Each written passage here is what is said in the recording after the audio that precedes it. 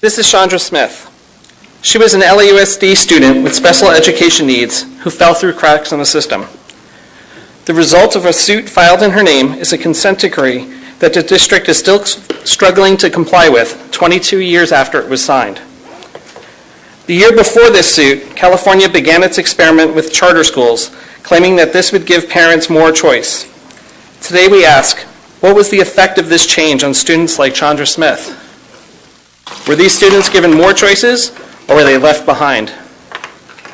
Those with special education needs have not fared well with Granada Hills Charter High School under private control.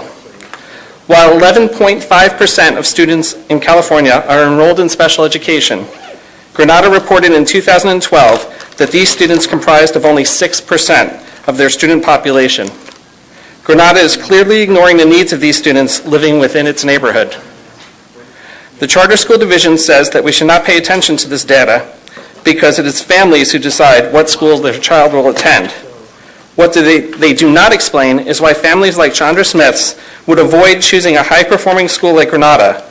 Is it possible that they were somehow made to feel unwanted? As a conversion charter, Granada is supposed to take in all the neighborhood students without question.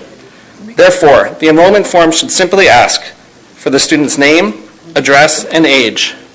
However, the school asks for much more, including birth country, ethnicity, race, home language, and 504 and IEP documents. This is clearly a pre-enrollment event, since the same page that requests this information specifically states that it's subject to review, does not guarantee enrollment, and threatens criminal charges for those who provide false information. The information requested is also not optional. In fact, parents are asked for the IEP 3 different times as they go through the enrollment process. The Charter School Division says that it has not found evidence of an intent to discriminate, as if improperly asking these questions can be excused if one cannot prove that they are misusing this information.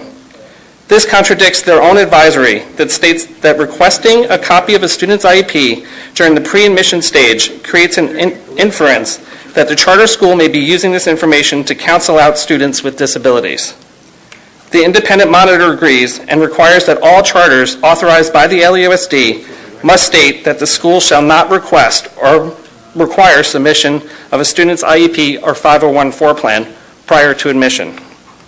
For years, Granada has violated its charter, the requirements of the independent monitor, and possibly the law by asking for the IEP and other types of information before students are enrolled.